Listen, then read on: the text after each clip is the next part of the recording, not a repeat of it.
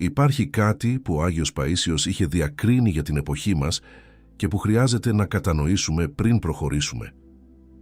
Μιλούσε για έναν διαχωρισμό που συντελείται ήδη, αθόρυβα και χωρίς να γίνεται φανερός.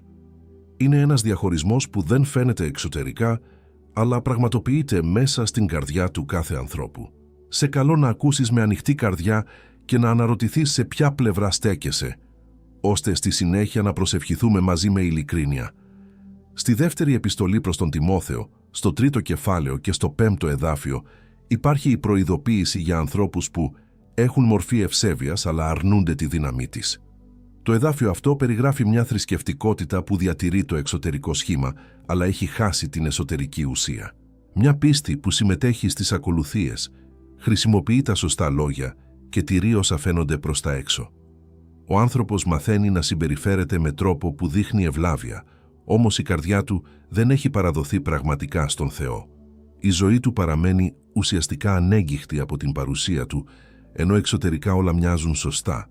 Αυτή η εξωτερική εικόνα ευσέβειας μπορεί να ξεγελάσει τους ανθρώπους γύρω μας.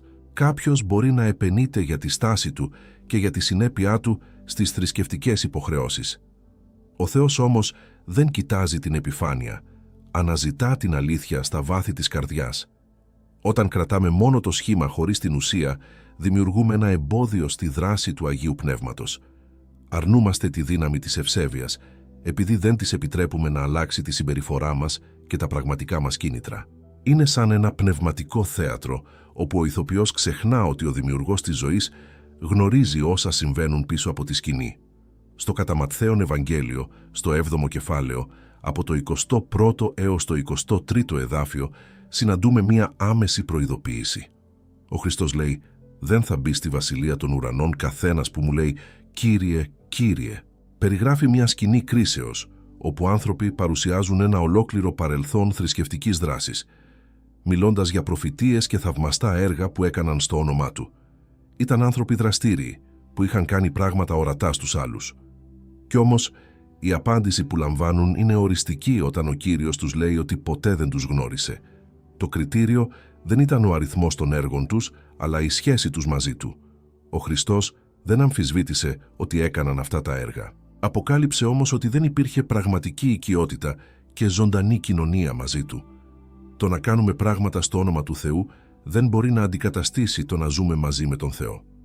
Πολλές φορές η αδιάκοπη δραστηριότητα γίνεται κρυψώνα για την έλλειψη αληθινής κοινωνίας. Όταν ο Κύριος λέει «ποτέ δεν σας γνώρισα», φανερώνει ότι η σχέση στηριζόταν στην εξωτερική επίδοση και όχι στην αληθινή παράδοση της καρδιάς.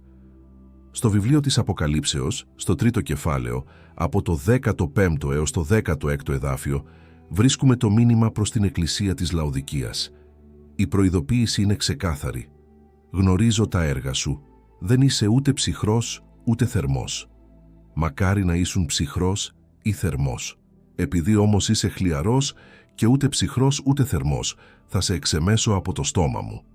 Η πνευματική χλιαρότητα είναι η κατάσταση εκείνου που έχει βολευτεί σε μια εξωτερική εικόνα ευσέβειας. Δεν απορρίπτει ανοιχτά τον Θεό, αλλά ούτε και φλέγεται από αγάπη για Εκείνον. Η χλιαρότητα είναι επικίνδυνη επειδή δημιουργεί μια ψεύτικη αίσθηση ασφάλειας. Ο άνθρωπος πιστεύει ότι όλα είναι καλά επειδή δεν διαπράττει μεγάλα και φανερά σφάλματα. Συγκρίνει τον εαυτό του με τους άλλους και θεωρεί ότι βρίσκεται σε καλή κατάσταση. Όμως, η απουσία πνευματικής φλόγας αποκαλύπτει μια καρδιά που έχει πάψει να αναζητά τον Θεό. Η χλιαρότητα είναι μια θρησκευτική συνήθεια χωρίς ζωή, όπου η συνήθεια έχει πάρει τη θέση της αγάπης. Ο Κύριος επιθυμεί μια ζωντανή σχέση, όπου η θερμότητα της πίστης μεταμορφώνει τις καθημερινές επιλογές και κατευθύνει τα βήματά μας. Ο Άγιος Παΐσιος δίδασκε ότι στους έσχατους καιρούς ο Θεός θα επιτρέψει μία δοκιμασία που θα φανερώσει όσα μέχρι τότε παρέμεναν κρυμμένα. Η δοκιμασία αυτή δεν έρχεται για να τιμωρήσει, αλλά για να μπορέσει ο καθένας να δει καθαρά τον ίδιο του τον εαυτό.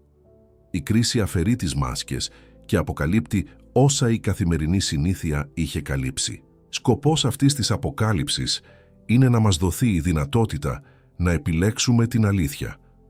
Ο Θεός επιτρέπει να κλονίζονται τα εξωτερικά στηρίγματα, ώστε να φανεί πού είναι πραγματικά αγκυροβολημένη η καρδιά μας. Ο διαχωρισμός που συμβαίνει τώρα δεν γίνεται αυθαίρετα από τον Κύριο. Είναι το αποτέλεσμα των επιλογών που συσσωρεύει ο καθένας μέσα στη ζωή του. Κάθε φορά που επιλέγουμε την εικόνα αντί για την αλήθεια, κάνουμε ένα βήμα προς την απομάκρυνση.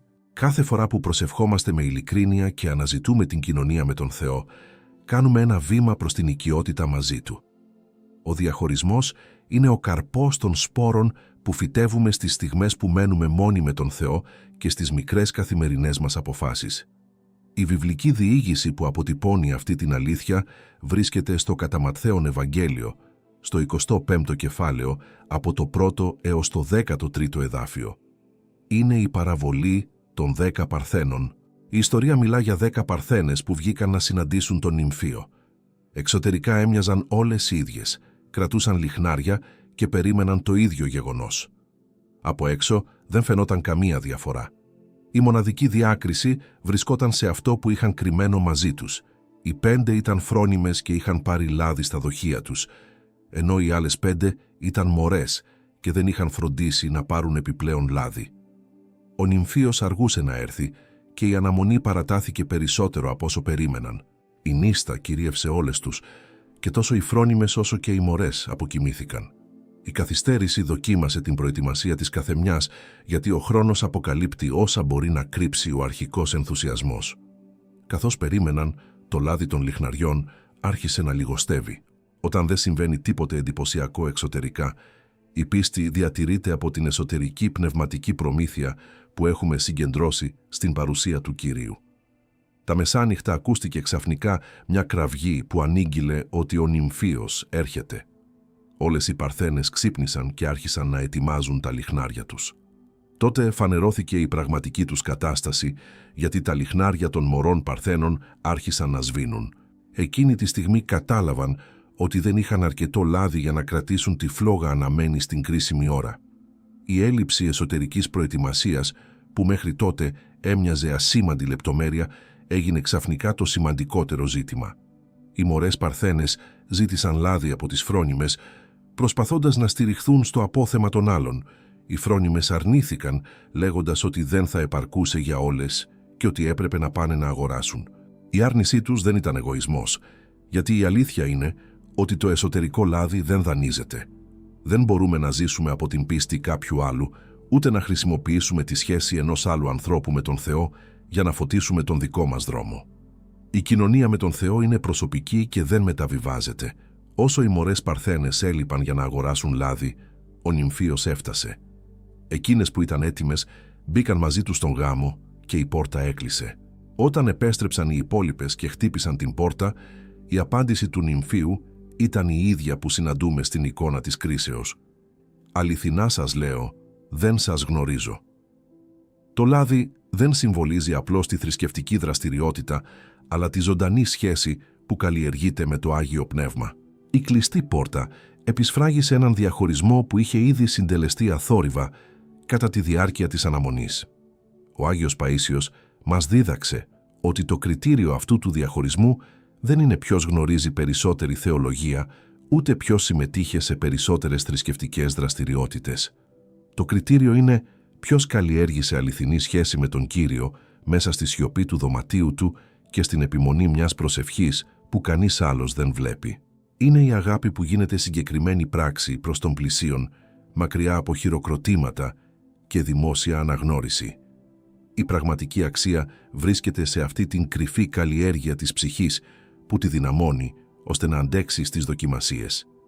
Στο πνεύμα της διδασκαλίας του, εκείνοι που θα αντέξουν στις δοκιμασίες των εσχάτων καιρών είναι όσοι προσευχήθηκαν όταν κανείς δεν τους έβλεπε, όσοι συγχώρησαν όταν η συγχώρηση φαινόταν δύσκολη και όσοι υπηρέτησαν με ταπείνωση.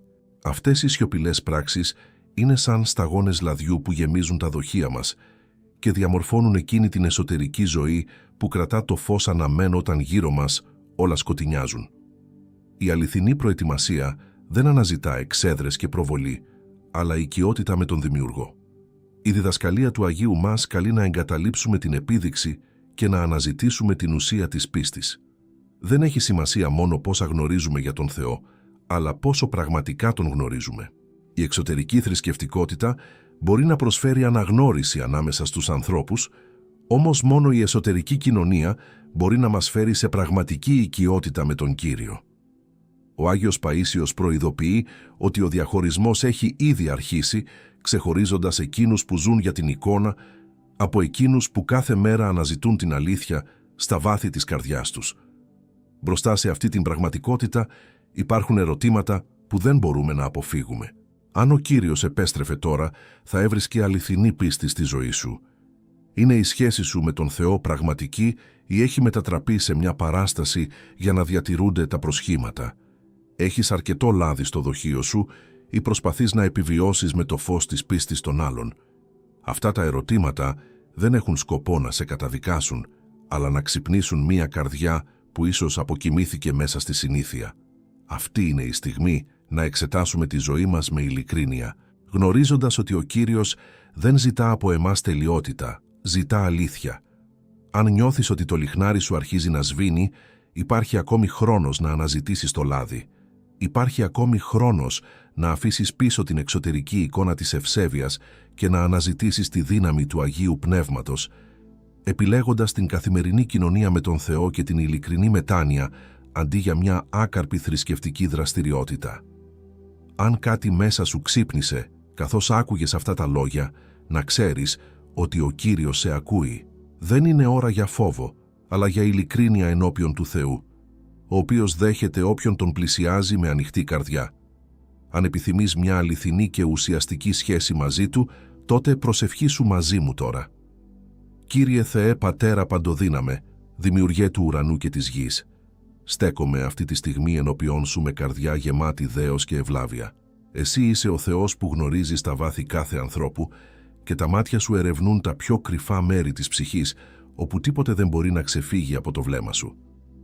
Δεν εξαπατάσαι από τις εικόνες που δημιουργούμε, ούτε εντυπωσιάζεσαι από τα θρησκευτικά μας λόγια. Βλέπεις πέρα από τις καλοδιατυπωμένες φράσεις και πέρα από τις στάσεις που υιοθετούμε για να δείχνουμε ευσεβείς. Η σοφία Σου διαπερνά κάθε προσωπείο και φτάνει στην ουσία αυτού που πραγματικά είμαστε. Ενώ οι άνθρωποι κοιτούν το εξωτερικό και κρίνουν από όσα φαίνονται, εσύ ζυγίζεις τις καρδιές και γνωρίζεις ακόμη και τις πιο κρυφές προθέσεις που φυλάμε μέσα μας. Αναγνωρίζω το μεγαλείο Σου, γιατί η αγιότητά Σου φωτίζει το σκοτάδι και φανερώνει ακόμη και εκείνα που προσπαθούμε να κρύψουμε από τον ίδιο μας τον εαυτό. Εσύ είσαι ο Θεός που πρώτος μας αγάπησες, που μας αναζήτησες όταν ακόμη βρισκόμασταν μακριά Σου και χαμένοι στους δικούς μας δρόμους. Η αγάπη Σου δεν ζητά μια κενή προσκόλληση, ούτε μια μηχανική συμπεριφορά, αλλά μια αληθινή σχέση και μια ειλικρινή παράδοση της καρδιάς. Προσκυνώ τη μεγαλοσύνη Σου, γιατί η δύναμή Σου δεν βρίσκεται στην άδεια τήρηση κανόνων και παραδόσεων, αλλά στη ζωή που αναβλύζει από το πνεύμα Σου. Εσύ είσαι η πηγή της αλήθειας και μέσα Σου δεν υπάρχει σκιά μεταβολής ούτε ίχνος απάτης. Υψώνω το όνομά Σου, γιατί η δικαιοσύνη Σου είναι τέλεια και το έλεος Σου αγκαλιάζει όσους σε πλησιάζουν με ειλικρίνεια. Μας καλείς σε βαθιά κοινωνία μαζί Σου, σε μια συνάντηση όπου η αλήθεια της καρδιάς είναι ο μόνος δρόμος προς την αποκατάσταση. Δοξάζω τη σοφία Σου, γιατί έθεσες ως μέτρο την αληθινή αγάπη και όχι την εξωτερική επίδοση που αναζητά τα χειροκροτήματα των ανθρώπων. Η δόξα Σου φανερώνεται στη σιωπηλή μεταμόρφωση των ζώων και όχι σε μεγάλα θρησκευτικά θεάματα. Σε ευχαριστώ για την πιστότητά Σου, που παραμένει ακλόνητη ακόμη και όταν εμείς είμαστε ασταθείς.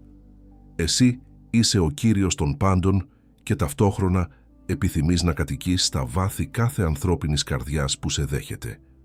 Η παρουσία Σου είναι ο αληθινός πλούτος που στηρίζει την ύπαρξή μας και δίνει νόημα στις ημέρες μας. Χωρίς Εσένα, όλη μας η δραστηριότητα γίνεται μάταιη και κουραστική. Μαζί Σου όμως ακόμη και η σιωπή γίνεται ζωντανή λατρεία.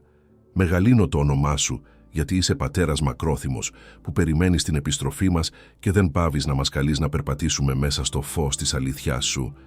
Ήθε η δοξολογία μου να μην είναι μόνο λόγια των χιλιών, αλλά η φωνή μιας ψυχής που αναγνωρίζει ότι εξαρτάται ολοκληρωτικά από τη χάρη Σου. Εσύ είσαι άξιος κάθε λατρείας, κάθε τιμής και κάθε παράδοσης που μπορώ να Σου προσφέρω με καρδιά συντετριμμένη και ταπεινή. Σε ευχαριστώ για κάθε στιγμή αληθινής συνάντησης μαζί σου σε όλη την πορεία της ζωής μου. Για κάθε στιγμή όπου η παρουσία σου έγινε αδιαμφισβήτητη και μεταμορφωτική. Σε ευχαριστώ για τις ημέρες που η προσευχή έβγαινε ζωντανή από μέσα μου, χωρίς εμπόδια, όταν τα λόγια γεννιούνταν από τη βαθιά ανάγκη της καρδιάς μου. Σε ευχαριστώ για τις στιγμές που ο λόγος σου φωτίστηκε μέσα μου με καθαρότητα, διαλύοντας τις αμφιβολίες και φέρνοντας παρηγοριά στις δύσκολες ώρες. Θυμάμαι με ευγνωμοσύνη τις φορές που ένιωσα την αγάπη σου με τρόπο απτό, να με περιβάλλει και να ανανεώνει τις δυνάμεις μου για να συνεχίσω τον δρόμο μου. Σε ευχαριστώ για την ειλικρίνεια που απαιτεί αυτή η στιγμή, γιατί με ελευθερώνει από το βάρος του να προσπαθώ να διατηρώ μια εικόνα που δεν ανταποκρίνεται στην πραγματική μου κατάσταση. Σε ευχαριστώ γιατί δεν με απορρίπτεις όταν έρχομαι ενώπιόν σου με τις αδυναμίες μου, αλλά με δέχεσαι όταν αποφασίζω να αφήσω τις μάσκες και να σταθώ μπροστά σου όπως πραγματικά είμαι. Σε ευχαριστώ για το Άγιο Πνεύμα σου, τον Παράκλητο και οδηγό μου, που με κατευθύνει στον δρόμο της δικαιοσύνης και της ειρήνης. Σε ευχαριστώ που μου δίνεις την ευκαιρία να επανεξετάσω την πορεία μου, να δω πού απομακρύνθηκα από τον αρχικό προορισμό και να επιστρέψω στην πρώτη μου αγάπη. Σε ευχαριστώ για κάθε διόρθωση που επέτρεψε στη ζωή μου, γιατί γνωρίζω ότι γεννιέται από τη φροντίδα σου και από την επιθυμία σου να με δεις να προοδεύω πνευματικά. Σε ευχαριστώ για την υπομονή με την οποία αντιμετωπίζεις τις πτώσεις μου και για το έλεος σου που ανανεώνεται κάθε πρωί, χαρίζοντάς μου πάντοτε μια νέα αρχή. Σε ευχαριστώ γιατί δεν με εγκαταλείπεις, ακόμη κι όταν εγώ ο ίδιος αμφιβάλλω αν μπορώ να παραμείνω σταθερός στην πίστη. Σε ευχαριστώ για τις δοκιμασίες που φανερώνουν την αδυναμία μου, γιατί μέσα από αυτές μου δίνεται η ευκαιρία να δυναμώσω μέσα στην άφθονη χάρη σου. Σε ευχαριστώ για τη γλυκιά φωνή σου που με καλεί να επιστρέψω στην κοινωνία μαζί σου και μου θυμίζει ότι το ασφαλέστερο μέρος για μένα είναι η παρουσία σου. Σε ευχαριστώ για αυτή την ώρα περισυλλογής και προσευχής που μου επιτρέπει να αδειάσω την ψυχή μου από τις μέριμνες και να στρέψω το βλέμμα σε όσα έχουν πραγματική και αιώνια αξία. Σε ευχαριστώ για τη βεβαιότητα ότι ακούς τις προσευχές μου και απαντάς σύμφωνα με το τέλειο θέλημά σου, που είναι πάντοτε αγαθό. Σε ευχαριστώ γιατί είσαι το καταφύγιό μου και το φρούριό μου, η βοήθειά μου στις ώρες που οι δικές μου δυνάμεις εξαντλούνται. Σου ομολογώ τη θρησκευτικότητα χωρίς ουσία που πολλές φορές άφησα να κυριεύσει τη ζωή και την καθημερινότητά μου. Αναγνωρίζω τις περιόδους κατά τις οποίες εξωτερικά έκανα όλα όσα θεωρούνταν σωστά, συμμετείχα στις ακολουθίες και τηρούσα όσα έπρεπε, ενώ η καρδιά μου βρισκόταν μακριά σου. Σου ομολογώ τις προσευχές που είπα από συνήθεια, επαναλαμβάνοντας λόγια χωρίς να συμμετέχει πραγματικά η καρδιά μου, λόγια που ηχούσαν άδεια μπροστά στην αγιότητά σου. Παραδέχομαι τις φορές που με ενδιέφερε περισσότερο η γνώμη των ανθρώπων γύρω μου, παρά το πώς εσύ έβλεπες τις κρυφές μου πράξεις και προθέσεις. Ομολογώ ότι πολλές φορές το λάδι του λιχναριού μου λιγόστεψε χωρίς να φροντίσω να το ανανεώσω και προσπάθησα να ζήσω από αναμνήσεις παλαιότερων πνευματικών εμπειριών. Αναγνωρίζω τις εποχές που στηρίχθηκα σε όσα είχα αποκτήσει κάποτε πνευματικά, αγνοώντας τη ζωτική ανάγκη να αναζητώ καθημερινά το πρόσωπό σου. Ομολογώ την υποκρισία μου όταν προσπάθησα να διατηρήσω μία εικόνα ευσέβειας, να δείξω μία ειρήνη που δεν είχα και μία πίστη που μέσα μου είχε αποκοιμηθεί. Παραδέχομαι ότι πολλές φορές η υπερηφάνεια δεν με άφησε να αναγνωρίσω την πνευματική μου χλιαρότητα και με οδήγησε να κρύψω την πραγματική μου κατάσταση. Ομολογώ τις φορές που δικαιολόγησα την έλλειψη αφοσίωσής μου με την κούραση ή με τη βιασύνη της καθημερινότητας και σε έβαλα σε δεύτερη θέση. Αναγνωρίζω ότι αμέλησα τη σιωπή και τον χρόνο μόνος μαζί σου, ανταλλάσσοντας την κοινωνία μαζί σου με δραστηριότητες που έμοιαζαν επίγουσες, αλλά δεν έτρεφαν την ψυχή μου. Ομολογώ τον εγωισμό μου όταν αναζητούσα τις ευλογίες και τις δωρεές σου, αλλά ξεχνούσα να αναζητήσω το πρόσωπό σου και να καλλιεργήσω την οικειότητα που εσύ επιθυμείς. Παραδέχομαι τα σκληρά λόγια που είπα για τους αδελφούς μου, ενώ ταυτόχρονα παρουσίαζα μια ευλαβική εικόνα στους χώρους της πίστης, παραβαίνοντας έτσι την εντολή σου για αγάπη. Ομολογώ πόσο αργούσα να συγχωρήσω και πόσο εύκολα έκρινα τον πλησίον, ξεχνώντας ότι κι εγώ ο ίδιος υπάρχω μόνο χάρη στη δική σου ευσπλαχνία. Αναγνωρίζω ότι η πίστη μου κλονίστηκε όταν ήρθαν οι δοκιμασίες και ότι αμφέβαλα για την πρόνοιά σου όταν βρέθηκα μπροστά σε απρόσμενα εμπόδια. Ομολογώ ότι βολεύτηκα στην επιφάνεια, αρκούμενος σε μια περιορισμένη πνευματική εμπειρία, ενώ εσύ είχες έναν ολόκληρο ωκεανό χάριτος να μου προσφέρεις. Σου ζητώ συγχώρεση για όλες τις φορές που σε λύπησα με τις διπλές μου επιλογές και με την καρδιά μου διχασμένη. Σε παρακαλώ, καθάρισέ με από κάθε ψεύδος και αποκατάστησε την ακεραιότητα του εσωτερικού μου ανθρώπου.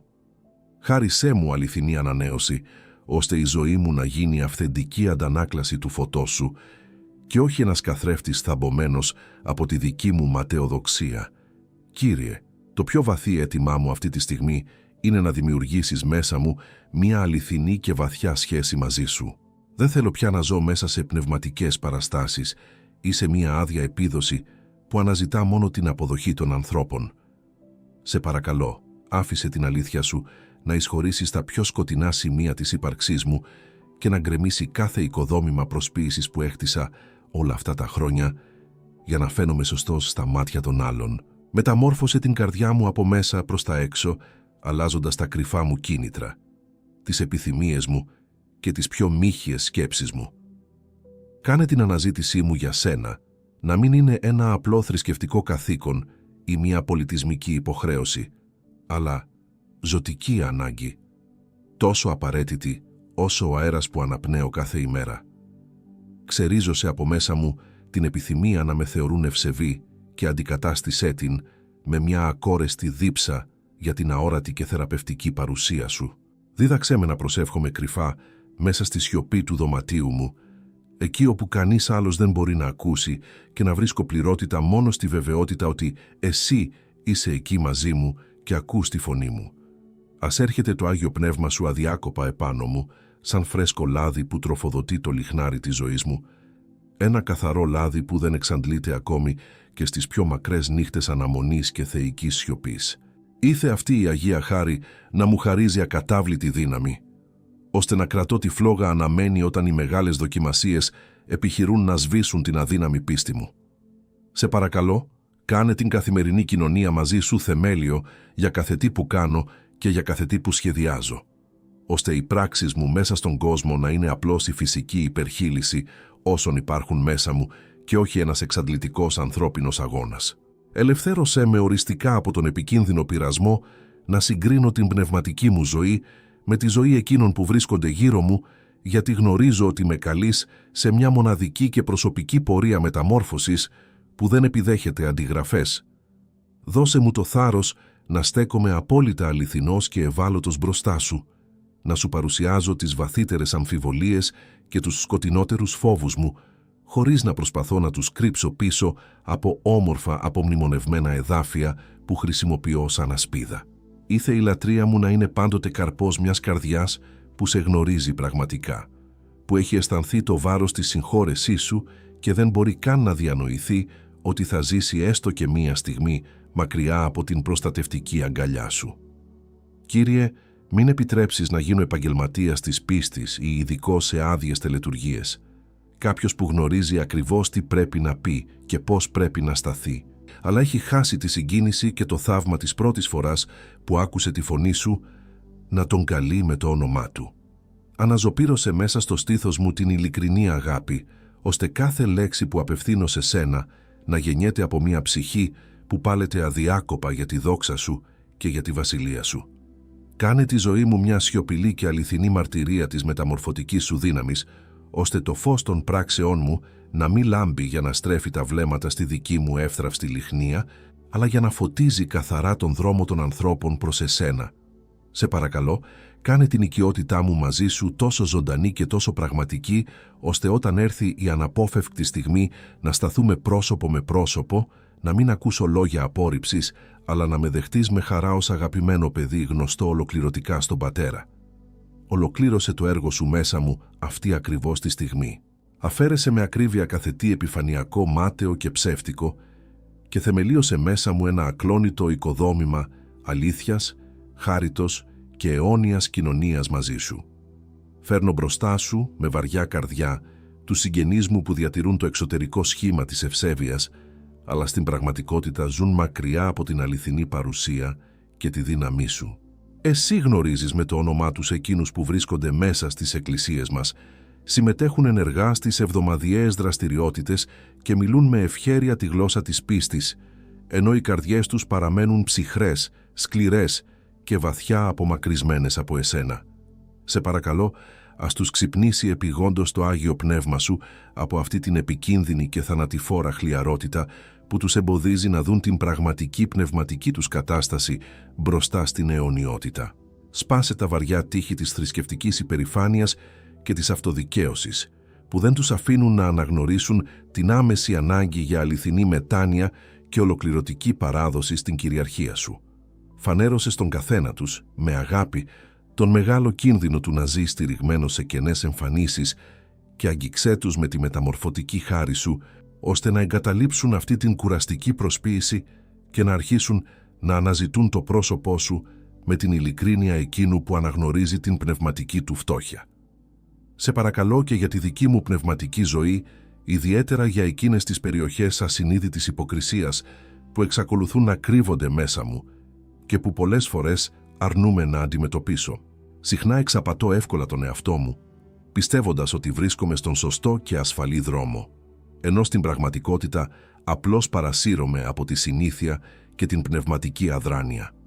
Φώτισε με το φως της αλήθειάς σου τις πιο σκοτεινές και κρυμμένες γωνιές της καρδιάς μου και δείξε μου καθαρά που ενήργησα με προσποίηση για να ευχαριστήσω τους ανθρώπους ή που βολεύτηκα στη χλιαρότητα από απλή ευκολία. Χάρισέ μου την πνευματική ευαισθησία να ακούω καθαρά τη διορθωτική φωνή σου πριν παρασυρθώ οριστικά σε μονοπάτια πνευματικής αυταπάτης και υπερηφάνειας. Κραυγάζω προς εσένα για τα παιδιά που μεγάλωσαν σε χριστιανικά σπίτια, περιτριγυρισμένα από προσευχές, που γνωρίζουν απ' έξω τις βιβλικές ιστορίες και τον τρόπο με τον οποίο λειτουργούν οι θρησκευτικές συνήθειες, αλλά ποτέ δεν έκαναν την πίστη προσωπική, ζωντανή και αδιαμφισβήτητη εμπειρία. Πολλοί κληρονόμησαν τη θρησκεία των γονιών τους, όπως κληρονομεί κανείς ένα οικογενειακό έθιμο, όμως δεν είχαν ακόμη εκείνη την προσωπική και μεταμορφωτική συνάντηση μαζί σου που αλλάζει την πορεία μιας ολόκληρης ζωής. Σε παρακαλώ, ας τους φτάσει η δυνατή αγάπη σου όπου κι αν βρίσκονται, δείχνοντάς τους ότι δεν είσαι απλώς ο Θεός των παραδόσεων που κληρονόμησαν, αλλά ένας στοργικός πατέρας που λαχταρά μια άμεση, προσωπική και αληθινή σχέση με τον καθένα τους. Αφαίρεσε οριστικά την απάθεια από τις καρδιές αυτών των νέων και των ενηλίκων και αντικατάστησε την πλήξη της θρησκευτικής υποχρέωσης με φλογερό και μεταδοτικό ζήλο για την αδιαπραγμάτευτη αλήθεια σου. Σου παρουσιάζω επίσης, με βαθιά αίσθηση ευθύνης, την κοινότητα της πίστης μας και σε παρακαλώ να γίνει τόπος αληθινών και μεταμορφωτικών συναντήσεων και ποτέ ξανά μια φωτισμένη σκηνή πνευματικών επιδείξεων για την ανθρώπινη ματαιοδοξία. Η αγάπη που κηρύττεται από το βήμα της Εκκλησίας ας γίνεται πραγματικότητα ανάμεσα στους αδελφούς, ορατή και απτή μέσα σε καθημερινές πράξεις ταπεινής διακονίας, γρήγορης συγχώρεσης και αμοιβαίας φροντίδας στις δοκιμασίες και όχι μόνο μέσα σε εύγλωτους λόγους χωρίς αντίκρισμα.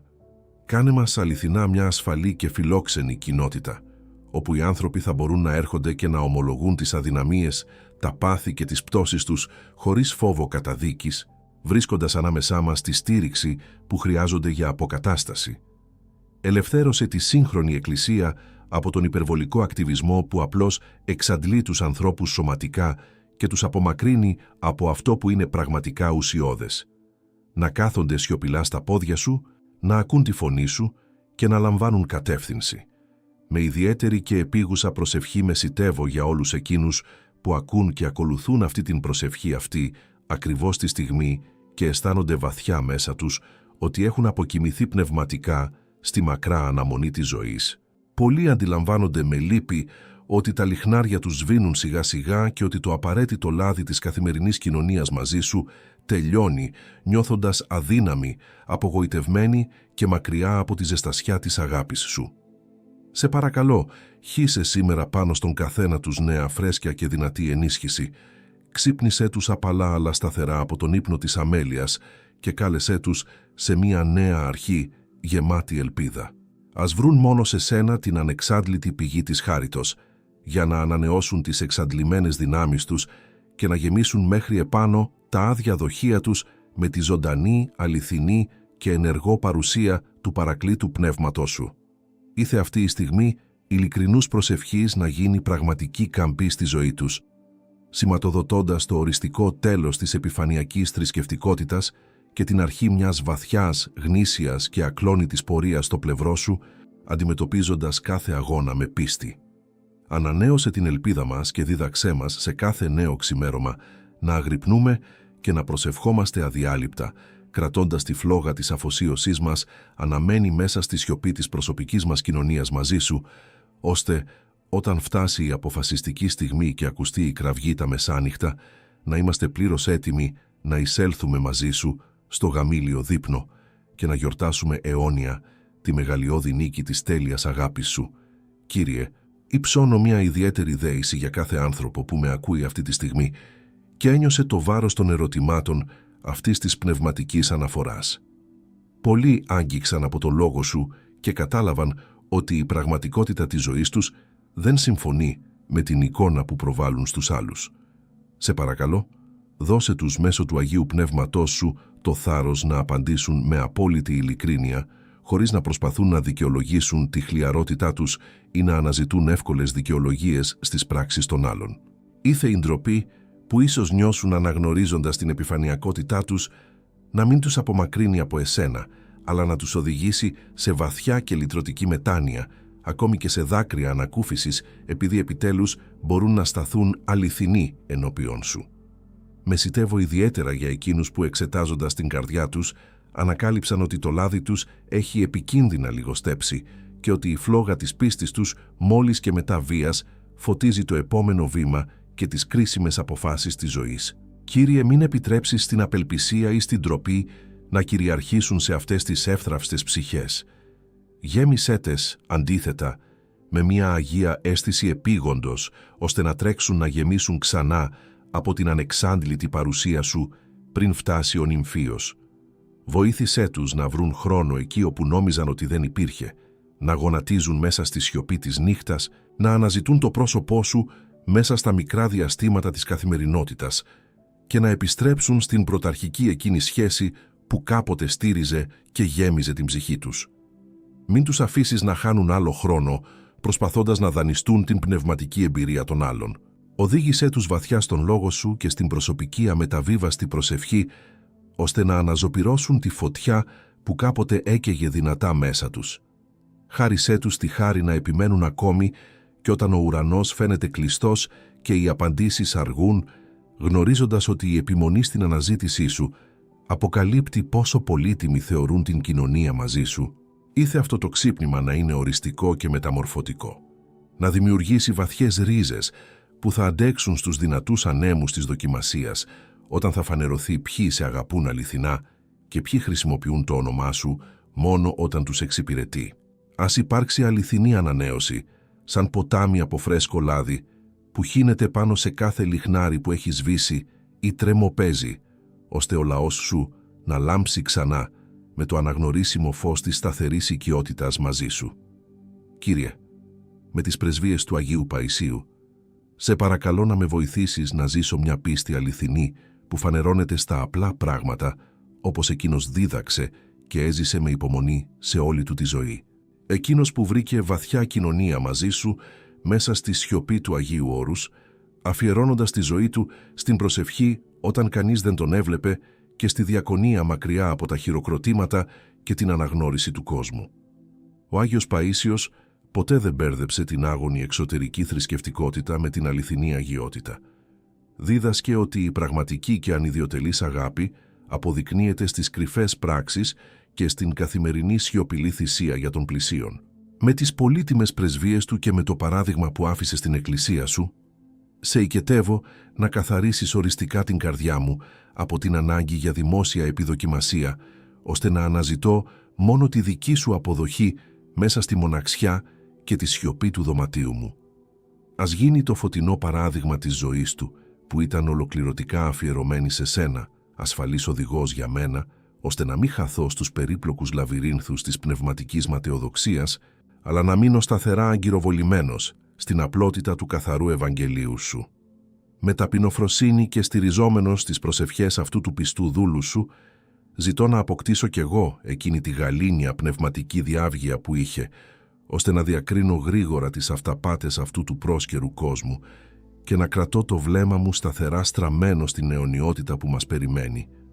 Δώσε μου, Κύριε της δόξας, την ίδια αποφασιστικότητα που είχε ο Άγιος Παΐσιος να εγκαταλείπω τις βολικές εμφανίσεις και να επιλέγω τη δύσκολη και στενή αλήθεια της Βασιλείας σου, γνωρίζοντας ότι τα πρόσκαιρα βάσανα και οι παρεξηγήσεις δεν μπορούν να συγκριθούν με τη δόξα του να είμαι γνωστός από εσένα. Δίδαξέ με, ακολουθώντας το όμορφο παράδειγμά του, να συγκεντρώνω με υπομονή το πολύτιμο λάδι της χάριτος μέσω της σταθερής προσευχής, της ειλικρινούς συμπόνιας προς όσους έχουν πέσει και της ολοκληρωτικής υπακοής στο Άγιο θέλημά σου, ώστε κι εγώ, με το άπειρο έλεος σου, να βρεθώ πιστός και άγρυπνος στην ένδοξη και φοβερή ημέρα της επισκέψεώς σου. Δηλώνω συνειδητά ότι επιλέγω την αληθινή και βαθιά σχέση με τον Κύριο, αντί να παραμένω βολεμένος στην επιφάνεια μιας απατηλής και χλιαρής πνευματικότητας. Δηλώνω ότι το λάδι μου θα ανανεώνεται καθημερινά με επίμονη προσευχή, μελετώντας με συνέπεια τον λόγο σου και ζώντας σε αληθινή και αδιάκοπη κοινωνία με το πνεύμα σου. Δηλώνω ότι όταν ο Υιός του ανθρώπου έρθει μέσα στην ένδοξη δόξα του, θα βρει στη ζωή μου πίστη αληθινή, ζωντανή, ενεργή και φλογερή, και όχι έναν σωρό από νεκρές τελετουργίες. Δηλώνω ότι δεν θα κρύβομαι πια ντροπιασμένος πίσω από βαριές θρησκευτικές μάσκες, αλλά θα στέκομαι καθημερινά ενώπιον σου με όλη μου την ευαισθησία και με απόλυτη ειλικρίνεια. Δηλώνω ότι η πνευματική χλιαρότητα και η χρόνια αδιαφορία δεν έχουν πια εξουσία πάνω στις καθημερινές μου αποφάσεις, γιατί ο ζήλος για τον οίκο σου και για την παρουσία σου κατακλείζει ολόκληρη την καρδιά μου. Δηλώνω ότι τα έργα των χεριών μου θα είναι ο φυσικός καρπός της αόρατης σχέσης που καλλιεργώ μαζί σου μέσα στη σιωπή και όχι ένας εξαντλητικός αγώνας για να κερδίσω τον έπαινο των ανθρώπων γύρω μου.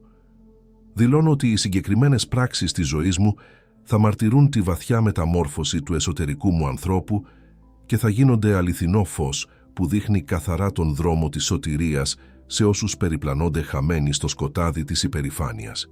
Δηλώνω ότι η καρδιά μου ανήκει ολοκληρωτικά, αποκλειστικά και αιώνια σε σένα και ότι ποτέ δεν θα ανταλλάξω την ανεκτήμητη ευλογία του να είμαι γνωστός από τον Κύριο με τη μάταιη και πρόσκαιρη ψευδαίσθηση του να με χειροκροτεί αυτός ο κόσμος που περνά τόσο γρήγορα.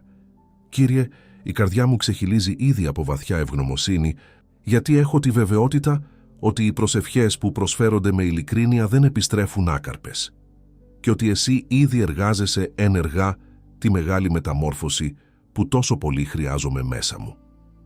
Σε ευχαριστώ από τα βάθη της ψυχής μου, γιατί με ξύπνησες με αγάπη και γιατί μου προσφέρεις άφθονα και δωρεάν το λάδι της χάριτός σου, ώστε το λιχνάρι μου να ξανακαίει δυνατά μέσα στο σκοτάδι. Σε ευχαριστώ με όλη μου την καρδιά, γιατί η συμπονετική αγάπη σου δεν εγκαταλείπει εμένα παρά τις πτώσεις μου και γιατί η ακλόνητη παρουσία σου μου χαρίζει την νίκη και την ειρήνη που χρειάζομαι για να αντιμετωπίσω με εμπιστοσύνη κάθε δύσκολη περίοδο.